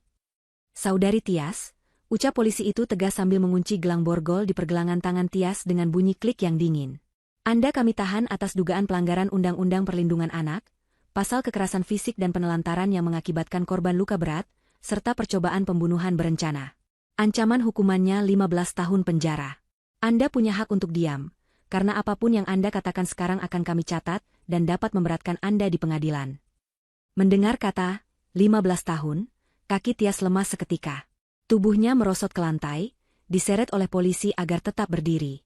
Sementara itu, Budarmi yang melihat tangan anaknya diborgol, tiba-tiba berlari menerobos penjagaan dan bersimpuh di kaki Indah. Ia memeluk kaki menantunya itu erat-erat, air matanya membasahi ujung gamis Indah. Indah. Ampuni ibu, Indah. Tolong bilang sama polisi ini cuma salah paham. Ibu janji bakal sujud minta maaf sama Lila setiap hari. Ibu bakal jadi pembantu kamu seumur hidup, asal jangan dipenjara. Nak, ibu sudah tua, ibu nggak kuat dipenjara, ratap Budarmi dengan suara yang menyayat hati. Ingat nak, ibu ini neneknya Lila.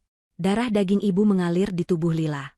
Masa kamu tega memenjarakan nenek dari anakmu sendiri? Indah menatap wanita tua yang sedang bersujud di kakinya itu. Dulu, ia sangat menghormati wanita ini. Ia selalu menuruti apapun kemauan mertuanya demi keharmonisan rumah tangga. Tapi bayangan wajah Lila yang pucat, bibirnya yang pecah-pecah, dan ketakutan di mata anaknya, menghapus semua rasa iba itu. Indah membungkuk sedikit, mendekatkan wajahnya ke telinga Budarmi. Ibu bilang ibu neneknya Lila? Tadi di rekaman ibu bilang Lila itu sampah. Sampah tidak punya nenek, Bu. Indah menegakkan tubuhnya kembali, lalu dengan gerakan tegas namun tidak kasar, ia menarik kakinya dari pelukan Budarmi. Pak Polisi, tolong bawa mereka. Kehadiran mereka di sini membuat udara di rumah saya menjadi kotor. Polisi segera menarik Budarmi berdiri. Wanita tua itu meraung-raung, memanggil nama anaknya, memanggil nama Tuhan, memanggil siapa saja yang bisa menolongnya. Namun tidak ada yang bergerak.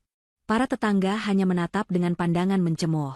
Mereka sudah melihat bukti kekejaman itu, dan bagi mereka, penjara adalah tempat yang terlalu bagus untuk nenek dan bibi yang tega menyiksa anak kecil seperti itu.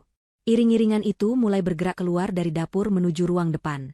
Tias berjalan dengan kepala tertunduk, rambutnya yang biasanya di-styling rapi kini acak-acakan menutupi wajahnya. Ia menangis tanpa suara, air matanya bercampur dengan lunturan make-up yang membuatnya terlihat seperti badut yang menyedihkan. Budarmi masih terus meracau tidak jelas. Indah berjalan di belakang mereka, mengawasi proses ini sampai tuntas. Ia ingin memastikan parasit-parasit ini benar-benar keluar dari hidupnya malam ini juga, selamanya. Saat mereka sampai di ambang pintu utama, angin malam berhembus masuk, membawa hawa dingin yang kontras dengan panasnya suasana di dalam. Mobil polisi sudah menunggu di depan pagar dengan pintu belakang terbuka, siap menelan mangsanya. Tetangga-tetangga yang menunggu di luar pagar mulai berbisik-bisik, beberapa bahkan terang-terangan merekam kejadian itu dengan ponsel mereka untuk disebarkan di media sosial. Karma sedang bekerja dengan cara yang sangat instan dan digital. Indah menatap punggung Tias dan Budarmi yang akan melangkah keluar pintu. Tiba-tiba, ia teringat sesuatu. Sesuatu yang penting untuk melengkapi penderitaan mereka. Tunggu sebentar, Pak, seru Indah. Langkah rombongan itu terhenti. Polisi menoleh ke arah Indah. Ada apa lagi, Bu Indah? Indah melangkah maju, tatapannya terfokus pada pergelangan tangan Tias dan leher Budarmi. Sebelum Bapak membawa mereka, ada satu hal yang harus diselesaikan. Mereka tidak boleh membawa barang bukti berupa aset yang bukan milik mereka. Suara Indah menghentikan langkah para petugas tepat di teras rumah yang bermandikan cahaya sorot lampu mobil polisi. Tias dan Bu Darmi yang sudah separuh jiwanya hilang karena ketakutan, kini menoleh dengan bingung. Apalagi yang diinginkan Indah? Bukankah memasukkan mereka ke penjara sudah cukup memuaskan dendamnya? Indah berdiri tegak di hadapan mereka. Wajahnya diterangi cahaya lampu taman yang samar karena listrik utama masih mati. Ia menunjuk ke arah pergelangan tangan kiri Tias yang terborgol. Di sana, melingkar sebuah jam tangan mewah bertahtakan berlian imitasi namun bermerek asli. Sebuah jam tangan edisi terbatas yang harganya setara dengan sebuah sepeda motor baru. Lepas jam tangan itu, perintah Indah datar. Tias terbelalak. Apa? Kak, ini kan kado ulang tahun dari kakak tahun lalu. Ini punya gue. Itu saya beli pakai uang saya, atas nama saya, dan diberikan kepada adik ipar saya yang saya kira manusia. Ternyata kamu bukan manusia, jadi kamu tidak berhak memekainya. Lagi pula, di penjara nanti jam tangan itu hanya akan jadi bahan rampasan preman sel. Lepas sekarang, atau saya masukkan itu ke dalam daftar barang curian dalam laporan polisi. Tias menggigit bibirnya sampai berdarah. Ia tahu Indah tidak main-main. Dengan tangan gemetar dan susah payah karena terhalang borgol, Tias mencoba melepaskan jam tangan itu. Polisi membantu melepaskan kaitan jam itu dan menyerahkannya kepada Indah. Indah menerimanya tanpa ekspresi, lalu memasukkannya ke dalam saku gamisnya seolah itu barang rongsokan. Tas selempang itu juga, lanjut Indah, menunjuk tas kulit branded berukuran kecil yang masih tersampir di bahu Tias. Di dalam tas itu ada dompet, alat make up mahal, dan parfum impor. Itu tas koleksi saya yang kamu pinjam tanpa izin bulan lalu dan tidak pernah dikembalikan. Lepas. Tapi Kak, dompet Tias di dalam situ, KTP Tias. Rengek Tias. Harga dirinya sudah jatuh ke titik nol di hadapan puluhan pasang mata tetangga yang menonton drama ini. Ia merasa telanjang. Semua atribut kemewahan yang selama ini ia gunakan untuk menutupi jati dirinya yang kosong, kini dilucuti satu persatu. Keluarkan KTP MU. Sisanya tinggal. Saya tidak mau barang-barang saya masuk ke lingkungan penjara yang kotor, kata Indah kejam.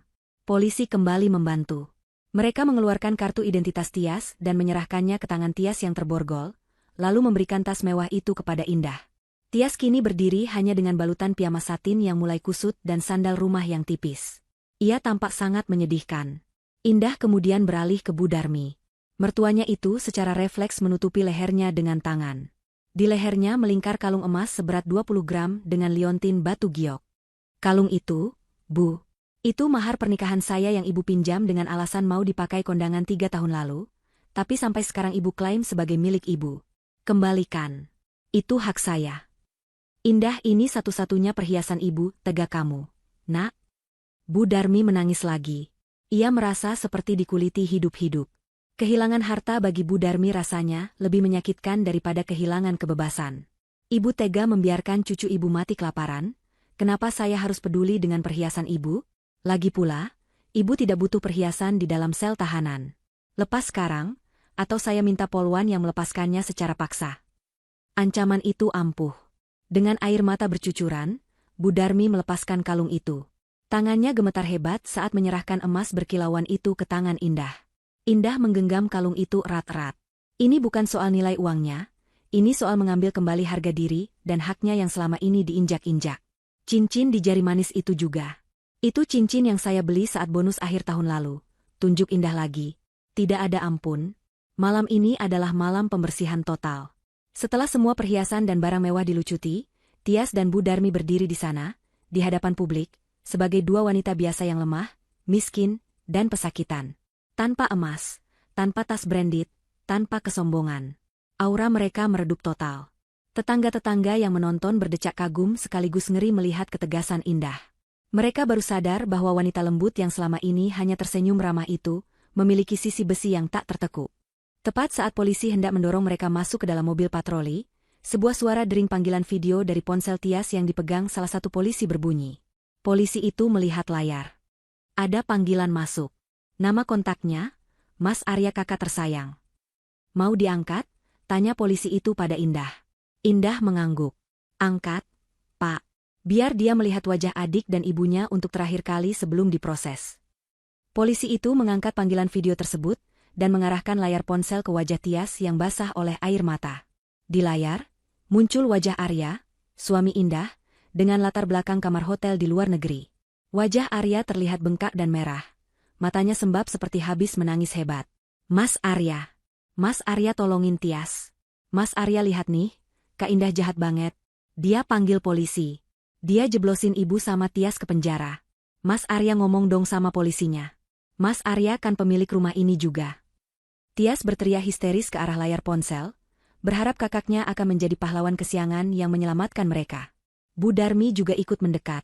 Wajahnya penuh harap. Arya, anakku tolong ibu, nak istri kamu sudah gila.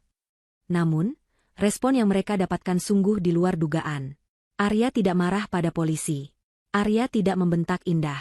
Arya justru menatap ibu dan adiknya dengan tatapan penuh kebencian dan kejijikan yang mendalam. Jangan sebut namaku dengan mulut kotormu itu. Suara Arya terdengar parau tapi tajam dari speaker ponsel. Aku sudah melihat videonya. Aku melihat apa yang kalian lakukan pada Lila. Lila anakku. Darah dagingku. Dan kalian memperlakukannya seperti binatang. Tapi mas, kami cuma. Diam, bentak Arya, begitu keras hingga suaranya pecah. Aku malu. Aku malu punya ibu dan adik seperti kalian. Selama ini aku kerja banting tulang di luar kota. Aku kirim uang, aku biarkan kalian tinggal enak di rumah istriku, aku pikir kalian menjaga anakku. Ternyata aku memelihara iblis. Dengarkan aku baik-baik. Mulai detik ini, aku tidak punya ibu bernama Darmi, dan tidak punya adik bernama Tias. Kalian sudah mati bagiku. Arya, kamu anak durhaka, teriak Bu Darmi tak terima. Lebih baik durhaka daripada punya ibu pembunuh, balas Arya. Kemudian matanya beralih menatap Indah yang berdiri di belakang mereka, tenang dan anggun. Tatapan Arya melembut, penuh penyesalan. Indah, maafkan Mas. Lakukan apa yang harus kamu lakukan. Mas ikhlas. Mas dukung kamu 100%. Jangan kasih ampun. Klik. Sambungan diputus sepihak oleh Arya. Layar ponsel menjadi gelap. Segelap masa depan Tias dan Bu Darmi. Harapan terakhir mereka telah musnah. Mereka benar-benar sendirian sekarang. Tidak ada uang, tidak ada aset, tidak ada pembelaan, dan tidak ada keluarga. Tias menjerit frustrasi, sebuah jeritan panjang yang memilukan, namun tidak ada yang peduli. Polisi mendorong kepala mereka agar menunduk saat masuk ke dalam mobil patroli yang sempit dan berbau apek. Pintu mobil dibanting menutup dengan keras. Bam! Suara itu terdengar seperti palu hakim yang mengetuk vonis akhir. Indah berdiri di pinggir jalan, memeluk tubuhnya sendiri di tengah angin malam. Ia melihat mobil polisi itu perlahan bergerak menjauh, membawa pergi dua sumber penyakit dalam hidupnya. Para tetangga mulai membubarkan diri satu persatu, beberapa menyempatkan diri menepuk bahu Indah memberinya dukungan moral. Pak Tio dan tim keamanan memberi hormat pada Indah sebelum kembali ke pos mereka. Akhirnya, hening. Rumah besar di belakangnya masih gelap gulita. Tapi bagi Indah, rasanya rumah itu kini jauh lebih terang daripada sebelumnya.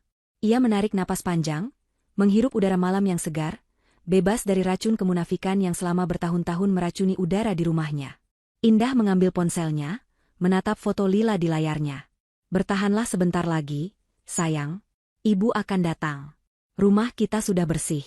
Benar-benar bersih. Indah melangkah menuju mobil mewahnya. Ia harus kembali ke rumah sakit. Ada dua orang yang paling ia cintai di dunia ini yang menunggunya, ibunya yang sakit dan putrinya yang sedang berjuang pulih. Malam ini, meskipun melelahkan, adalah malam kemenangan seorang ibu. Matahari pagi menerobos masuk melalui celah-celah tirai jendela kamar yang kini telah diganti dengan warna-warna cerah. Tidak ada lagi suasana suram atau debu yang mengendap di rumah besar itu. 1 tahun telah berlalu sejak malam yang mengubah segalanya. Malam di mana Indah memutuskan untuk membakar jembatan dengan masa lalunya demi menyelamatkan masa depan putrinya. Rumah mewah itu telah mengalami banyak perubahan. Indah sengaja merenovasi ulang bagian belakang rumah, meruntuhkan gudang terkutuk tempat Lila pernah disekap, dan mengubahnya menjadi taman bunga matahari yang indah dengan sebuah kolam ikan kecil yang gemericik airnya menenangkan jiwa. Ia ingin menghapus jejak trauma dari setiap sudut bangunan itu. Di ruang tengah yang luas, suara denting piano terdengar mengalun merdu. Lila, yang kini berusia 7 tahun, sedang berlatih memainkan lagu sederhana dengan jari-jari mungilnya yang lincah. Wajahnya tidak lagi pucat dan cekung seperti setahun yang lalu. Pipinya kini berisi dan merona merah jambu, rambutnya hitam berkilau dikuncir 2, dan matanya memancarkan keceriaan khas anak-anak yang bahagia. Tidak ada lagi bayang-bayang ketakutan saat ia melihat orang dewasa. Terapi psikologis intensif yang dijalani Lila selama 6 bulan pertama pasca kejadian, telah membuahkan hasil yang luar biasa. Lila tumbuh menjadi anak yang tangguh, melampaui ekspektasi semua dokter yang dulu sempat khawatir akan kerusakan ginjal permanen akibat dehidrasi parah yang dialaminya. Indah berdiri di ambang pintu dapur, memegang cangkir teh hangat sambil menatap putrinya dengan senyum penuh syukur. Ia masih ingat betul masa-masa sulit di rumah sakit, saat Lila sering terbangun tengah malam sambil berteriak histeris karena mimpi buruk dikurung di tempat gelap. Saat itu, Indah hampir putus asa. Namun, cinta seorang ibu adalah obat paling mujarab. Indah mengambil cuti panjang dari pekerjaannya, mendedikasikan seluruh waktunya untuk menemani Lila, memastikan putrinya tahu bahwa ia tidak akan pernah ditinggalkan lagi. Kini, melihat Lila tertawa lepas saat salah menekan tuts piano, hati Indah terasa hangat. Sampah kecil, yang dulu dihina oleh Tias dan Bu Darmi, kini telah bertransformasi menjadi permata yang paling bersinar di hidup Indah.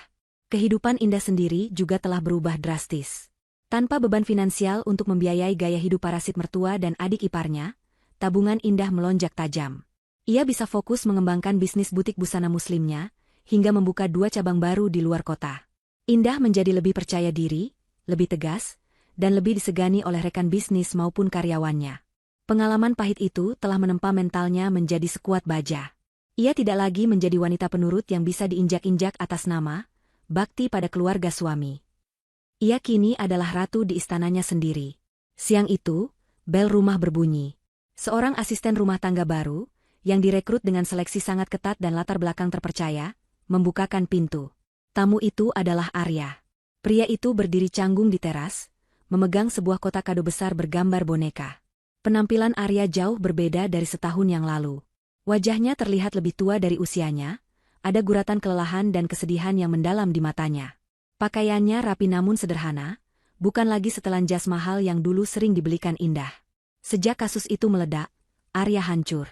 Rasa bersalah karena gagal melindungi anak dan istrinya, ditambah rasa malu karena ibu dan adiknya menjadi narapidana kasus penganiayaan anak yang viral, membuat karirnya merosot. Ia mengundurkan diri dari jabatannya karena tekanan sosial, dan kini bekerja sebagai staf biasa di perusahaan yang lebih kecil. Indah menemui Arya di ruang tamu. Tidak ada kebencian di mata Indah, hanya rasa kasihan yang berjarak. Hubungan mereka telah resmi berakhir di meja hijau 3 bulan yang lalu. Indah menggugat cerai karena ia tidak bisa lagi melihat wajah Arya tanpa teringat pada kekejaman keluarganya. Hakim mengabulkan gugatan itu dengan mudah mengingat bukti-bukti kekerasan yang dialami Lila. Hak asuh anak jatuh penuh ke tangan Indah, sementara Arya hanya diberi izin berkunjung sebulan sekali di bawah pengawasan. Assalamualaikum, Endah. Ini, aku bawakan hadiah ulang tahun Lila yang tertunda, ucap Arya dengan suara pelan, meletakkan kado itu di meja. Ia tidak berani menatap mata mantan istrinya terlalu lama. Waalaikumsalam. Terima kasih, Mas. Nanti aku sampaikan ke Lila. Dia sedang tidur siang, jawab Indah sopan namun tegas, membuat batasan yang jelas bahwa Arya tidak bisa menemui Lila hari ini, karena ini bukan jadwal kunjungannya. Arya mengangguk pasrah. Ia tahu ia tidak punya hak untuk menuntut. Bagaimana kabar Lila? Ginjalnya aman kan? Check up terakhir hasilnya bagus. Alhamdulillah, sehat. Dokter bilang fungsinya sudah normal 100%. Dia sudah mulai les piano dan renang, jawab Indah singkat. Hening sejenak menyelimuti mereka. Arya tampak gelisah, meremas-remas tangannya sendiri. Endah, aku dengar kabar dari pengacara. Katanya Ibu dan Tias, kondisi mereka buruk di dalam sana. Mereka sering sakit-sakitan. Tias katanya sering berkelahi. Indah menyesap tehnya dengan tenang, ekspresinya datar. Lalu, maksudku, apakah tidak ada kemungkinan kamu mencabut laporan? Atau setidaknya meringankan tuntutan agar mereka bisa dapat remisi? Aku tahu mereka salah besar, Endah. Tapi melihat ibu seperti itu, aku sebagai anak juga tidak tega. Indah meletakkan cangkirnya perlahan di atas tatakan dengan bunyi denting kecil yang terdengar nyaring di ruangan sunyi itu. Ia menatap Arya lurus-lurus. Mas, saat Lila sekarat di gudang, apakah ibumu merasa tega? Saat Tias makan pizza sambil menertawakan anak kita yang kehausan, apakah dia punya rasa kasihan? Mereka divonis 5 tahun penjara, Mas. Itu hukuman yang sangat ringan dibandingkan trauma seumur hidup yang nyaris dialami Lila. Hukum negara sudah memutuskan, dan aku tidak punya kuasa, apalagi keinginan, untuk mengubahnya. Arya menunduk, bahunya merosot kalah. Ia tahu ia tidak akan pernah menang berdebat soal ini. Luka yang ditorehkan keluarganya terlalu dalam. Maafkan aku, Endah. Aku hanya sudahlah. Aku pamit dulu. Tolong jaga Lila baik-baik. Arya pergi dengan langkah gontai, membawa serta penyesalan yang akan menghantuinya seumur hidup. Indah menatap punggung mantan suaminya itu menghilang di balik gerbang. Ia tidak merasa sedih. Ia justru merasa lega karena ia mampu bersikap tegas. Sore harinya, saat Indah sedang mengecek surat-surat yang masuk di kotak pos depan rumah, ia menemukan sebuah amplop lusuh berwarna coklat. Tidak ada perangko resmi, hanya cap stempel dari Lembaga Pemasyarakatan Wanita. Surat itu ditujukan kepada Ibu Indah Permatasari. Tulisan tangan di amplop itu cakar ayam dan sedikit bergetar, seolah ditulis dengan tangan yang lemah atau ketakutan. Itu tulisan Tias. Indah membawa surat itu ke ruang kerjanya. Ia membuka amplop itu dengan hati-hati.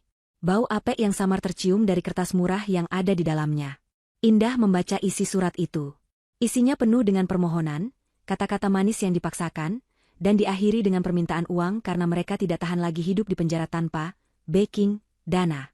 Mereka diperas oleh narapidana senior, makanan mereka sering diambil, dan Bu Darmi sakit kulit yang tak kunjung sembuh. Mereka meminta Indah datang menjenguk. Mereka memohon belas kasihan. Indah melipat surat itu kembali. Ada dorongan dalam hatinya untuk mengabaikannya dan membuangnya ke tempat sampah. Namun, ada satu bagian dari dirinya yang merasa bahwa ini harus diakhiri dengan tuntas. Ia perlu menutup buku ini dengan sempurna. Ia perlu melihat dengan mata kepalanya sendiri bahwa keadilan benar-benar telah ditegakkan, dan memastikan mereka tidak akan pernah berani mengganggunya lagi setelah mereka bebas nanti. Baiklah, gumam Indah pada dirinya sendiri. Kalian ingin kunjungan? Aku akan berikan kunjungan terakhir. Gedung penjara itu berdiri kaku dengan tembok beton tinggi yang dikelilingi kawat berduri. Udara di sekitarnya terasa berat, berbau debu, keringat, dan keputusasaan. Indah memarkir mobil keluarga mewahnya yang mengkilap di area parkir tamu. Ia turun dengan anggun, mengenakan setelan gamis dan blazer modern berwarna pastel yang memancarkan aura kesuksesan dan ketenangan. Penampilannya sangat kontras dengan lingkungan sekitarnya yang suram dan kelabu. Beberapa pengunjung lain yang berpenampilan lusuh menatapnya dengan pandangan segan dan kagum. Indah berjalan melewati pos pemeriksaan dengan langkah pasti, menyerahkan kartu identitasnya, dan menunggu di ruang kunjungan yang dipisahkan oleh kaca tebal. Ruang kunjungan itu bising. Suara obrolan, tangisan, dan teriakan petugas bercampur menjadi satu. Indah duduk di salah satu bilik, menunggu. Ia tidak membawa makanan enak atau uang tunai seperti yang diharapkan oleh penulis surat. Ia hanya membawa sebuah tas tangan kecil dan selembar foto ukuran besar yang ia simpan di dalamnya. 15 menit kemudian, pintu besi di sisi lain kaca terbuka. Dua orang wanita berbaju biru narapidana digiring masuk oleh sipir wanita yang berwajah galak. Indah nyaris tidak mengenali mereka. Wanita yang lebih tua, Bu Darmi, tampak menyedihkan. Tubuhnya kurus kering, tinggal tulang berbalut kulit yang keriput. Rambutnya yang dulu selalu disasak tinggi kini dipotong pendek asal-asalan, dan sebagian besar sudah memutih. Jalannya tertatih-tatih, batuk-batuk kering terus keluar dari mulutnya. Tidak ada lagi sisa-sisa kesombongan nyonya besar yang dulu selalu membanggakan diri di hadapan tetangga. Di belakangnya, Tias terlihat lebih mengenaskan. Gadis yang dulu selalu tampil modis dengan riasan tebal itu, kini wajahnya kusam dan berjerawat parah. Ada bekas luka goresan panjang di pipi kirinya, mungkin bekas perkelahian dengan sesama napi. Matanya liar dan ketakutan, lingkaran hitam di bawah matanya sangat dalam. Giginya tampak kuning dan tidak terawat. Usianya baru 25 tahun, tapi ia terlihat seperti wanita berusia 40 tahun yang lelah dengan hidup. Mereka duduk di kursi besi di seberang Indah. Saat melihat Indah yang tampak bercahaya, wangi, dan makmur, mata mereka berbinar dengan harapan palsu. Mereka meraih gagang telepon intercom dengan tangan gemetar. Indah. Ya Allah, Indah, kamu datang, nak? Seru Bu Darmi dengan suara parau lewat gagang telepon. Air matanya langsung tumpah. Ibu tahu kamu anak baik. Kamu pasti nggak tega biarin ibu mati di sini. Tias merebut gagang telepon dari ibunya. Kak Indah. Kak, tolongin aku, Kak. Di sini neraka. Aku nggak kuat. Tiap malam aku dipukulin sama napi blok C gara-gara aku nggak setor uang keamanan. Makanan di sini kayak sampah. Kak, tolong bawa aku keluar, atau seenggaknya kasih aku uang buat bayar mereka biar aku nggak disiksa. Indah mendengarkan semua keluhan itu dengan wajah tanpa ekspresi. Ia membiarkan mereka menumpahkan semua penderitaan mereka. Tentang kasur tipis yang bau pesing, tentang air mandi yang keruh, tentang kerja paksa membersihkan toilet penjara, dan tentang betapa mereka merindukan kasur empuk dan AC dingin di rumah Indah. Setelah mereka selesai merengek dan mulai terengah-engah, Indah mendekatkan mulutnya ke gagang telepon. Suaranya tenang, lembut, namun menusuk. "Apakah sudah selesai ceritanya?" tanya Indah. Tias terdiam, bingung dengan reaksi dingin kakaknya. "Kak, kok gitu? Kita ini keluarga, Kak. Mas Arya mana? Dia pasti nitip uang kan buat kita?" "Saya dan Mas Arya sudah bercerai," ucap Indah datar. Berita itu menghantam Bu Darmi dan Tias seperti palu godam. Mereka melongo tak percaya. "Jadi secara hukum dan agama, saya bukan lagi menantu ibu, dan bukan lagi kakak ipar kamu. Kita adalah orang asing." "Bercerai? Gara-gara kami?" tanya Bu Darmi lemas. "Gara-gara kalian tidak layak menjadi bagian dari hidup kami," koreksi Indah. "Dan soal uang, saya tidak membawa 1 rupiah pun untuk kalian." "Apa?" Tias berteriak, memukul kaca pembatas dengan kepalan tangannya. "Lo datang jauh-jauh cuma buat ngeledek kita? Lo jahat banget sih. Lo nggak punya hati." Indah tersenyum tipis. Ia membuka tasnya dan mengeluarkan foto besar yang tadi ia bawa. Ia menempelkan foto itu ke kaca pembatas agar mereka bisa melihatnya dengan jelas. Itu adalah foto Lila yang sedang berdiri di atas panggung, memegang piala besar dan buket bunga. Lila mengenakan gaun balet yang indah, tersenyum lebar dengan wajah yang sehat dan berseri-seri. Di latar belakang foto itu, terlihat spanduk bertuliskan, "Juara 1 kompetisi bakat anak tingkat nasional." "Lihat ini," kata Indah. "Anak yang kalian sebut sampah kecil. Anak yang kalian bilang cuma jadi beban hidup. Dia baru saja memenangkan kompetisi piano dan balet tingkat nasional. Dia anak yang cerdas, berbakat, dan sekarang dia sangat bahagia." Bu Darmi menatap foto cucunya itu dengan tatapan kosong. Rasa penyesalan yang terlambat mulai merayapi hatinya. Cucu yang ia sia-siakan itu kini tumbuh menjadi kebanggaan, sementara dirinya membusuk di penjara. "Dia tumbuh hebat," lanjut Indah, matanya menatap tajam ke manik mata Tias. "Tahu kenapa dia bisa tumbuh sehebat ini? Karena saya membuang sampah yang sebenarnya dari rumah kami. Sejak kalian pergi, udara di rumah jadi segar, rezeki saya mengalir deras, dan Lila tidak pernah sakit lagi." "Kak Indah, tolong." Tias mulai menangis lagi. Kali ini bukan tangisan kemarahan, tapi tangisan keputusasaan. "Aku minta maaf, aku janji bakal berubah. Tolong kasih uang sedikit aja buat beli sabun dan makanan, aku mohon." Indah perlahan menarik foto itu kembali dan memasukkannya ke dalam tas. Ia berdiri dari kursinya. Waktu kunjungan sudah hampir habis. Ia melihat jam tangan mewahnya, bukan jam yang pernah dicuri Tias, tapi jam baru yang jauh lebih mahal. "Tias, kamu ingat apa yang kamu katakan 1 jam sebelum polisi datang malam itu? Saat kamu makan pizza dan menonton drama?" tanya Indah. Tias menggeleng, ingatan itu sudah kabur tertutup penderitaan penjara. Indah mendekatkan wajahnya ke kaca, menatap Tias dengan tatapan mematikan yang akan menghantui mimpi Tias selamanya. Indah mengulang kalimat itu kata demi kata, dengan intonasi yang persis sama seperti saat Tias mengucapkannya dulu. "Gak ada gunanya ngurusin orang yang bisanya cuma jadi beban hidup. Bikin pusing aja." Wajah Tias memucat seputih kertas. Ia ingat sekarang. Itu adalah kata-katanya sendiri saat menghina Lila. Kini, kata-kata itu berbalik menghantamnya seperti bumerang beracun. "Kalian sekarang adalah beban hidup. Kalian tidak berguna bagi saya, bagi Arya, maupun bagi masyarakat. Jadi, nikmatilah sisa hidup kalian di sini.